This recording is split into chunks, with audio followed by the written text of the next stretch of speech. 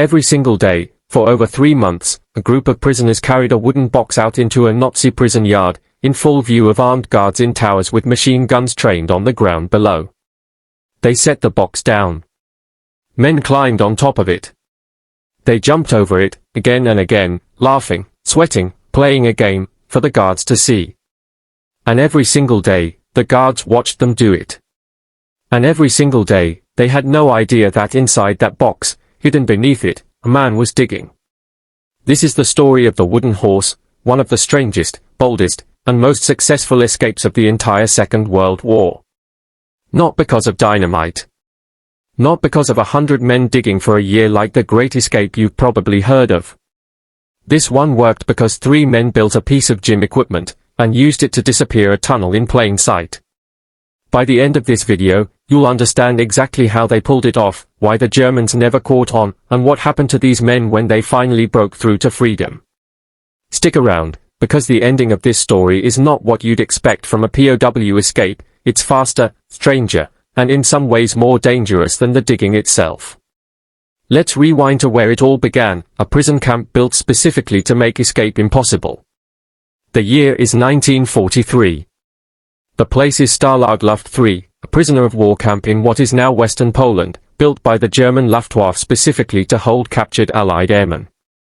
The Germans built this camp to be escape-proof. The soil was pale yellow sand sitting under a thin crust of darker topsoil, meaning any tunnel dug more than a foot or 2 down would show up as a bright yellow scar the moment anyone kicked it loose. Microphones were buried in the ground to detect digging. Guards called ferrets patrolled constantly, crawling under huts, listening, watching. That's the hook of this whole story. Not deception through hiding, deception through repetition. Make something so normal, so routine, so boring to watch, that armed men stop paying attention to it entirely. Visual, wooden vaulting horse construction, camp carpentry shop. They got approval and materials from the camp's escape committee, and camp carpenters built a genuine vaulting horse out of plywood, roughly 4 feet tall, hollow inside, with handles for carrying. On the surface, it looked exactly like standard gymnastics equipment. Underneath, it was a mobile tunnel entrance. Here's how the plan worked, and it's worth slowing down here because the mechanics of this are the whole reason the story is remarkable. Each morning, a team of prisoners would carry the horse out to the same spot near the fence. A man would climb inside through a trapdoor in the bottom, along with digging tools. The others would vault over the horse, jumping, tumbling, doing exactly what you'd expect from young men killing time in a POW camp. The noise and motion of the vaulting covered the sound of digging below. At the end of the session, the man inside would seal the tunnel entrance with a wooden board disguised with sand and dirt, climb out, and the whole group would carry the horse back to the hut, with the digger still concealed inside, along with bags of excavated sand hidden in his clothing. Think about the sheer physical demand of this. The digger spent hours in a cramped, airless wooden box, digging by hand in a lying position, then had to be carried back into camp inside that same box without giving anything away. This wasn't a clever idea executed once. It was a grueling daily routine, repeated for months, that required total discipline from dozens of participating prisoners, because if even one guard grew suspicious of the horse, the entire operation was finished. And that's where we'll pause the setup, because what happened over the following months, as the tunnel crept closer to the fence, as sand disposal became its own logistical nightmare, and as the Germans nearly discovered the whole thing more than once, is where this story really takes off. Digging the tunnel itself was brutal. The men worked with makeshift tools, bent metal, wooden boards, whatever could be smuggled or fashioned in the camp workshops. The tunnel was small, barely wide enough for a man to crawl through on his stomach, and every foot forward meant more sand that had to somehow disappear without a trace. This sand problem cannot be overstated. The camp sat on that telltale yellow subsoil, and dumping bright yellow sand anywhere visible was practically a confession. Earlier escape attempts at other camps had been caught precisely because guards spotted fresh sand where it didn't belong. So the wooden horse team had to think just as creatively about disposal as they had about digging. The sand extracted from under the horse got carried back into the hut's inside trouser legs, inside pouches, inside anything that could hold weight without an obvious bulge. Some was scattered thinly across garden plots. Some was dumped into stoves and burned off. Every ounce of dirt that came out of that tunnel had to vanish completely, every single day, without ever accumulating anywhere a guard might notice a strange yellow patch on otherwise grey-brown ground. Meanwhile, the digging itself crept forward at a painfully slow pace, sometimes just a few feet a day, because the man inside the horse could only work for as long as the vaulting session lasted above him, and could only carry out as much sand as could be hidden on his body for the walk back. And here's what makes this section of the story so tense: the whole plan depended on nobody in the camp, guards or fellow prisoners, treating the horse as anything other than sports equipment, for month after month. Novelty fades, but so does discipline. The temptation to relax, to get sloppy, to skip a day of vaulting because it was raining or cold, had to be resisted constantly, because any break in the pattern was a potential red flag. The routine itself became the disguise. Skip the routine, and you risk exposing everything underneath it. There were close calls. German ferrets prodded the ground near the yard. Guards occasionally walked closer to the horse than the prisoners would have liked.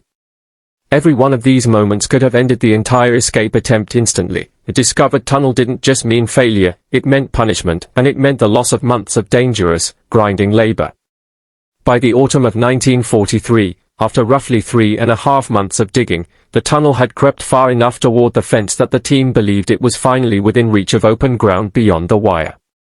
October 1943 was chosen as the moment to make the break. On the night of the escape, Williams, Codner, and Philpott made their break.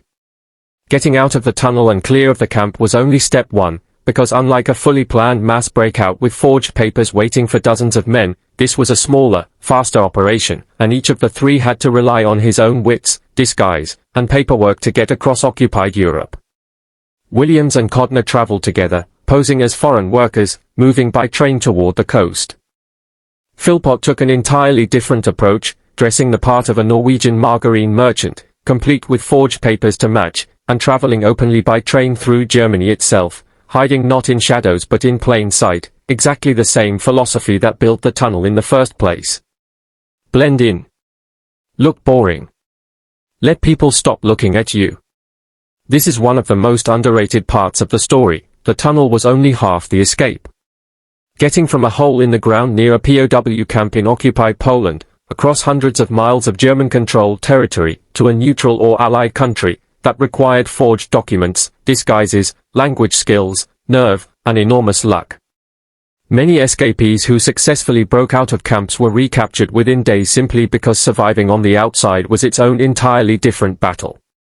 All three men made their way toward neutral Sweden, using different routes and methods, relying on contacts, trains, and sheer nerve to avoid checkpoints and suspicious officials. And remarkably, all three made it. Williams, Codner, and Philpott successfully reached Sweden and, from there, made it back to Britain, a genuinely rare outcome.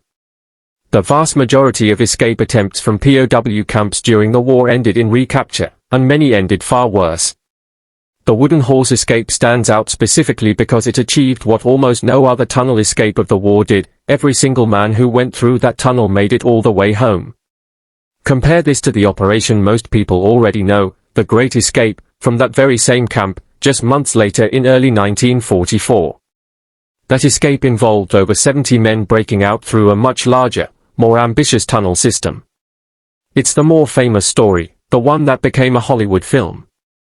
But of the 76 men who got out, the overwhelming majority were recaptured, and 50 of them were executed on direct orders from Hitler in one of the war's most notorious atrocities. Only 3 men from that escape made it all the way to freedom. Read that again. 3 men escaped successfully from the Great Escape, the same number who escaped successfully from the wooden horse, despite the wooden horse involving a fraction of the manpower, a fraction of the tunnel length, and a fraction of the time. In terms of pure success rate, the smaller, quieter, stranger escape was the more effective one. Why did the wooden horse work when so many other escapes failed? A few reasons stand out. First, its small scale was actually an advantage. Fewer people knew the details, which meant fewer chances for a slip of the tongue, a suspicious pattern, or a betrayal to bring the whole thing down. Second, the location of the tunnel, close to the fence, under the very noses of the guards, dramatically shortened the digging distance compared to tunnels launched from deep inside the huts. And third, the disguise wasn't just physical. It was psychological. The Germans weren't failing to see a tunnel entrance. They were failing to see it because their brains had already filed the wooden horse away as boring gym equipment months earlier. That's not a security failure. That's a masterclass in human psychology. Eric Williams later wrote about the escape in a memoir which was adapted into a film that introduced the story to a much wider audience after the war. It's a smaller name in pop culture than The Great Escape, but among historians and military strategists, the wooden horse is often held up as one of the most elegant, low-resource, high-success escape plans of the entire war, proof that audacity and psychology could outperform brute force engineering. It's worth sitting with what these men actually risked. Had they been caught mid-tunnel, the consequences could have ranged from solitary confinement to transfer to a far harsher camp, and had they been caught after escaping, particularly disguised as civilians rather than in uniform, they risked being treated not as prisoners of war but as spies, a distinction that under wartime law could mean execution rather than imprisonment. Every day they spent vaulting over that horse, and every day they spent afterward moving across enemy territory in disguise, was a day lived under that shadow.